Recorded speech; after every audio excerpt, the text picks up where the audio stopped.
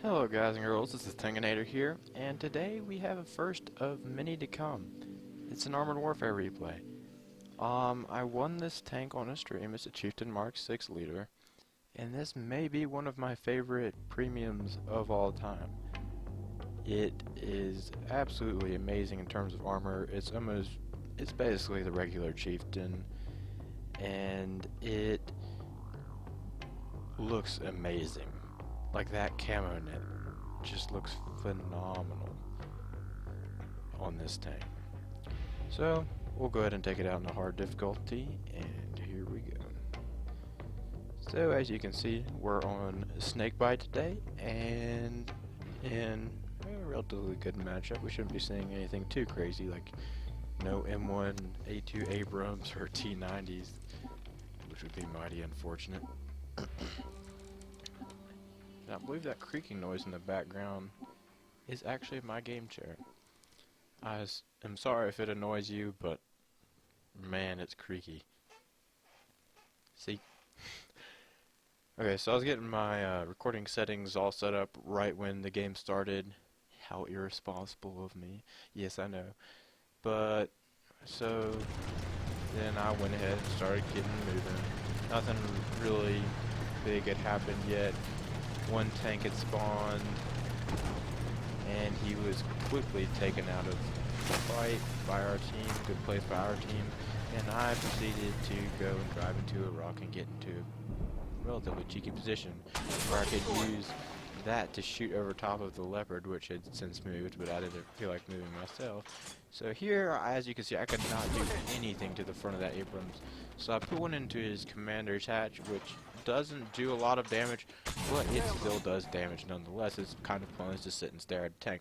At this point, he starts showing his side because he's an extremely stupid AI, and I fortunately light him on fire, doing probably close to 500 to 600 damage along with the fire. Then an equally intelligent BMD comes rushing through and is quickly shut down by our team, followed by an angry Russian voice actor. Then, while our team starts to move up, more driving here. I almost drove into that bagel. And yes, I do call it the Bagel Panzer. I do not call it the Bagelite Panzer, or whatever the technical name is. Don't let those trucks get away. So at this point, I see that there are two guys cresting that ridge. We don't need any more over there. And that Terminator could certainly use a big gun and a main battle tank. So I push over here, try to put one into the Stingray because he's going to be the threat at the end of the day. He can pin me. That Terminator has no hope in the world. I try to get a cheeky shot in, and right as he turned, I was able to put a good one, I believe, into his guns.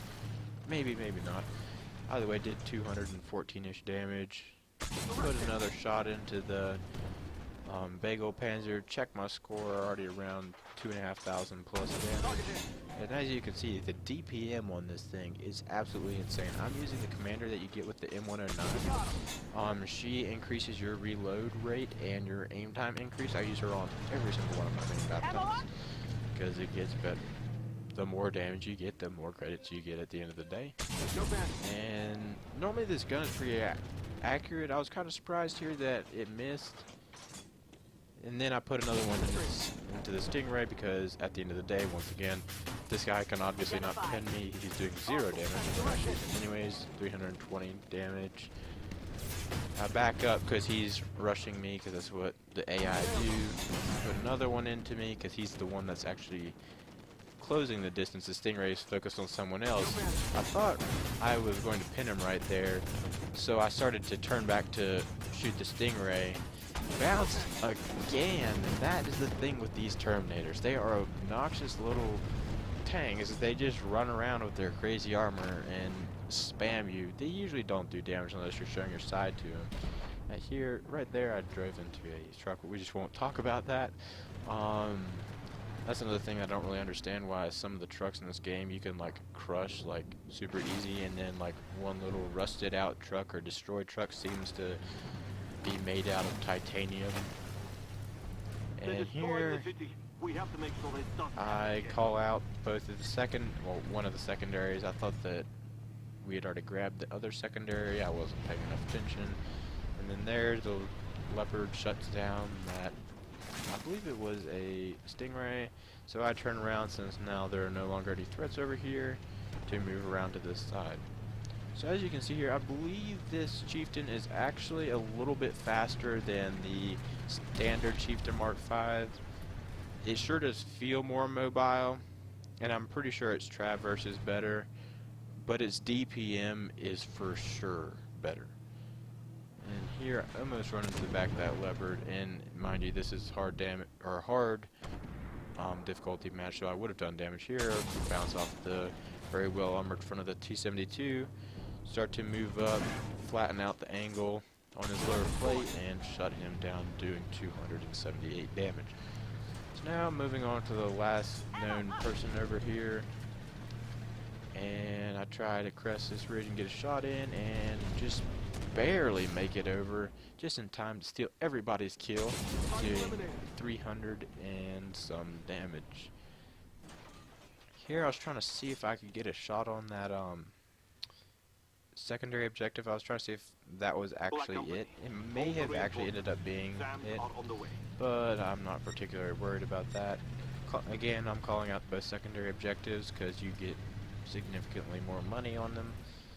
And fortunately, the fast little Leopard 5, Leopard 1A5, goes up the hill to deal with the secondary objective, and I move into cap.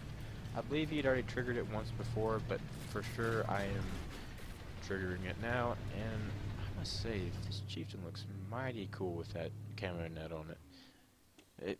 It's quite possibly one of the coolest looking tanks with that camo net in the game, I would think. Certainly in my top 5. Here I was just trying to see if I could get a shot on that paladin, I believe it was, and then since he's dead, I decided to go ahead and push through cap and see if I can catch any of the enemies in their spawn, and it turns out, yes, there are enemies spawning. And here, right about here is where I put one right into the commander's hatch of the Mk.6A3. For some reason, you can actually do full damage on the Mk.6A3's commander's hatch. It might have to do with how it's curved down in the back, so it'll roll the shot down and you'll do more damage. That was just a sort of risky shot to begin with. The chances of me hitting it weren't that likely, and as you may have just noticed, the sound has gone out because this is a relatively new game and it's still glitchy, and that M1 Abrams for some reason seems to be stuck in that position. And here I'm trying to figure out if there are, I was going to move right over there to see if there are any more spawn over there, and it turns out yes there are. So I go and push up. Lower plate is one of the vulnerable spots on the VFM Mk.5s, and of course when they turn and show your side to you, everywhere you could shoot and do damage because the AI in this game are pitiful the majority of the time, and I do at least 600 to 900 damage on him. And at this point I'm backing up, getting ready to turn around, and I realize, oh, on the map there are guys spotted behind me now. And I do another quick damage check. At this point I've gotten up to 6,700 damage. So as you can see, this tank has a heck of a DPM, and at this point I am down to, I believe, 10 to 20 shots. So I've been putting rounds down range quite a lot of this match, and that was a very lucky shot. I was just seeing, I had one in the chamber, didn't have any other thing to do with it, so I might as well pull the trigger and see if I can actually do some damage anyways. And fortunately I got lucky. I put another shot into him, and the Chieftain just barely nicks that kill out from underneath me. But it doesn't really matter because I stole a kill from everyone else early on the T-72A. So let's go ahead and head on over to the post-battle results.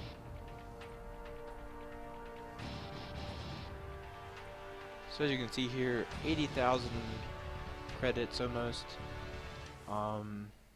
Most on damage, not doing too hot on the spots.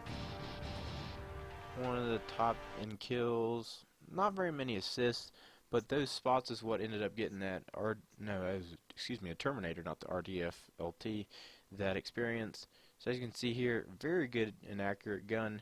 Of all 30 shots I fired, 29 of them actually did hit. Thank you guys for watching.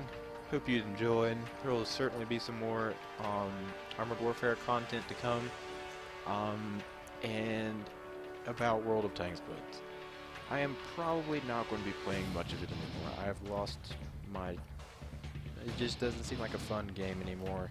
The player population hasn't really seemed to gain any skill from since the last time I played. And so it's just the very first game I had, I ended up coming top in damage on when I was in low tier, and having to single-handedly carry your team every time gets kind of frustrating after a while. And in this game, the community is relatively nice in PvE. In PvP, they're same old noob team. You'll still get that every now and then in PvE, but not a huge deal. So, hope you guys enjoyed. I will probably get out some World of Tanks on the PC, World of Warships, maybe some Just Cause 3, still not quite sure of it. Certainly some more Armored Warfare content. I've got the Challenger, and I'm going to be doing a video once I unlock everything on that tank. And it's a lot, and it's extremely expensive. Like the very first gun on it, for instance, was 750,000, I want to say. So it's a heck of a grind for both experience and credits in this game, because you actually have to buy both modules. Anyways, hope you guys enjoyed. Tankanator out.